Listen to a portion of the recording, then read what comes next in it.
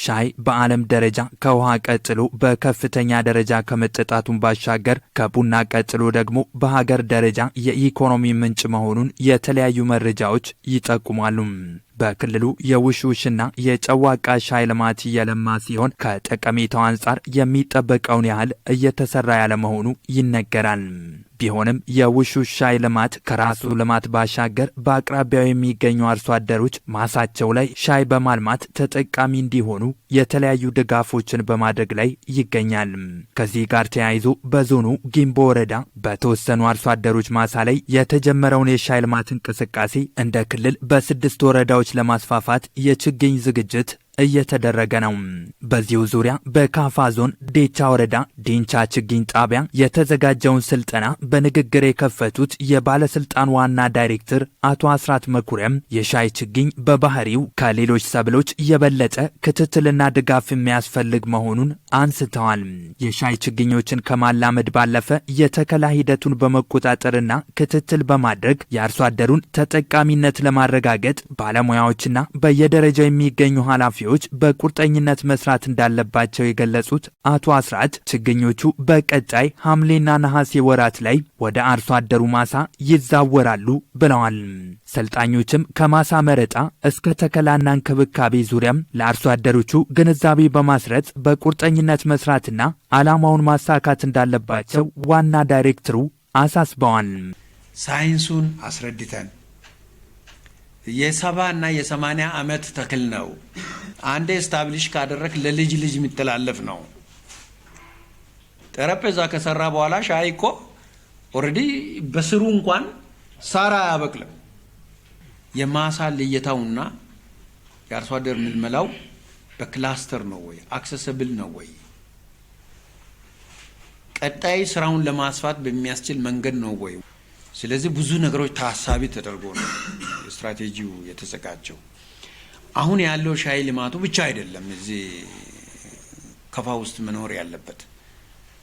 ሌላ ሻይ ልማት ድርጅትም መፈጠር አለበት፣ ሌላ ካምፓኒ መፈጠር አለበት ብለን እናስባለን። ገበያ ተኮር ሆነ ምርት ነውና ኢንዱስትሪ እንዴት ሊያመጣ ይችላል የሚለው ነገር፣ ገበያው ዕድል እንዴት ሊፈጠር ይችላል የሚለው ነገር አብሮ ታሳቢ ተደርጎ የሚሰራ ስለሆነ አሁን ለእናንተ የተሰጠውን አሳይመንት መፈጸም ነው። ከሻይ ችግኝ ቦታ መረጣ እስከ ተከላ ያለውን ሂደት የሚዳስስ ስልጠና የሰጡት የውሽውሽ ሻይ ልማት አግሮኖሚስት የሆኑት አቶ ጋዲሳ ተስፋይም ሻይን በአግባቡ ማልማትና መንከባከብ ከተቻለም ኢኮኖሚን ከማሳደግ አኳያ አበርክቶ የላቀ መሆኑን ገልጸዋል።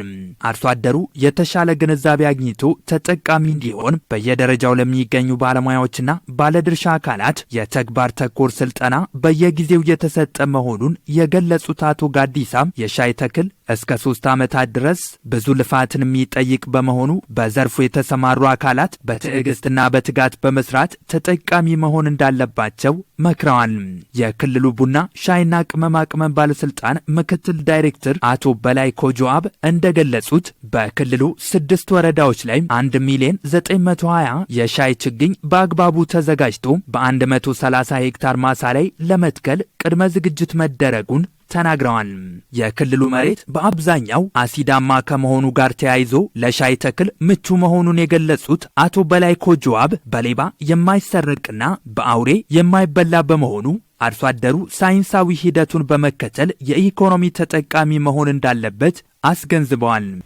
ባለሙያውም በሰለጠነው ልክ በወሰደው ትምህርት እዚህ ላይ በሰለጠነው ልክ ለአርሶ አደሩ ድጋፍ አድርገው የሙያዊ ድጋፍ አድርገው ውጤታማ ማድረግ እንዲችል ዘንድ አመራሩም ባለሙያውንና አርሶ አደሩን በመደገፍ የተያዘውን ክልላዊ ኢኒሼቲቭ፣ ሀገራዊ ኢኒሼቲቭ ከቡና ከቅመማ ቅመም ከወርቅ ባሻገር ይሄም የካሽ ክሮፕ ነው፣ ገቢ የሚያስገኝ ሰብል ነው፣ የውጭ ምንዛሬ ሊያስገኝ የሚችል ዘርፍ ነውና በዚህ ላይ ትኩረት ሰጥተው ሁላችንም ተረባርበን በራሳችን አቅም እናሳድጋለን ብለን ያልነው የውጭ ምንዛሬ የአገር በቀል ኢኮኖሚ ሪፎርሙን በማድረግ ረገድ ክልላዊና አገራዊ ግባችን እንድናሳካ ጥሪ ለማስተላለፍ ፈልጋለሁ። በስልጠናው ላይ የክልሉ ቡና ሻይና ቅመማ ቅመም ባለስልጣን የካፋ ዞን ግብርና አካባቢ ጥበቃና ህብረት ስራ ልማት መምሪያ ምክትል ኃላፊ አቶ ሞገስ ተክሊም፣ የዴቻ ጊምቦና የሺሾንዴ ወረዳ የስራ ኃላፊዎች፣ የችግኝ ጣቢያ ተቆጣጣሪዎችና ሰራተኞች እንዲሁም ጉዳዩ የሚመለከታቸው አካላት የተሳተፉ ሲሆን በሻይ ልማት ላይ የተጀመረው ስራ እንዲሳካ የድርሻቸውን እንደሚወጡ ተናግረዋል።